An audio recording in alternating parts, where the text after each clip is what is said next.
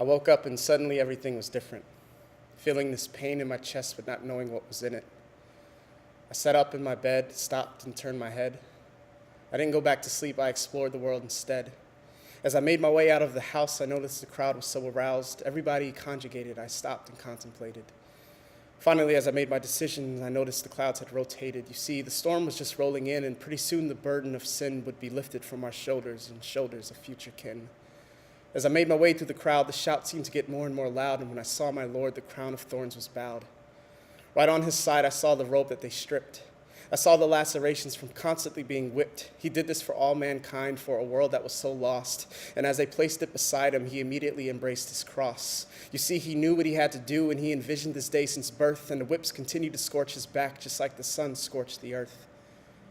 Right on my side, I saw a man and his daughter.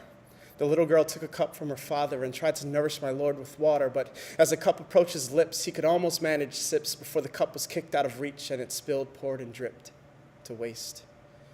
And as it continued to waste, I hurried in a haste to follow the crowd to the site where the cross would be placed.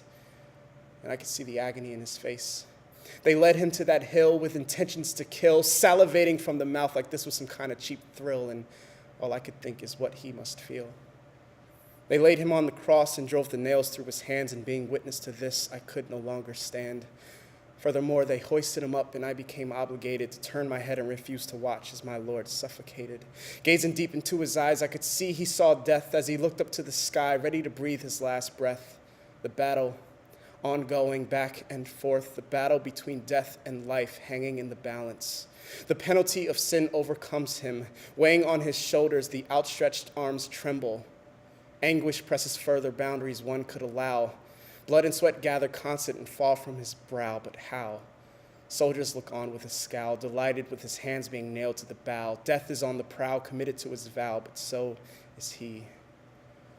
The battle rages on, relentlessly running its course, ongoing back and forth, the battle between death and life, hanging in the balance. The penalty of sin overcomes him. Weighing on his shoulders, the diaphragm collapses. Gasping for air, trying to take breaths in. Blood and sweat gather and fall from his chin. Cries of despair from within. The crowd starts to thin as the cloud's movement begins. Soldiers look on with a grin as it seems death may soon win. Why have you forsaken him? Skies grow more dim, and at a sudden whim, he loses strength in his limbs, giving way to an outcome that's grim. With 3 words, he declares, "It is finished." But you see, he wasn't talking about his life. He was talking about death. The battle back and forth, it is finished. No longer shall we be held captive by its grip or wounded by its whip. The script forever flipped, it is finished.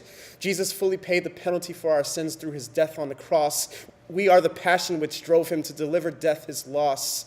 My eyes have seen the glory of the coming in my eyes, that in 3 short days the Son of Man would rise, refusing to give way to that outcome that seemed grim, because it was impossible for death to keep a hold on him. With a declaration of triumph, my heart with glee shall sing, "Where, O death, is your victory? Where, O death, is your sting?"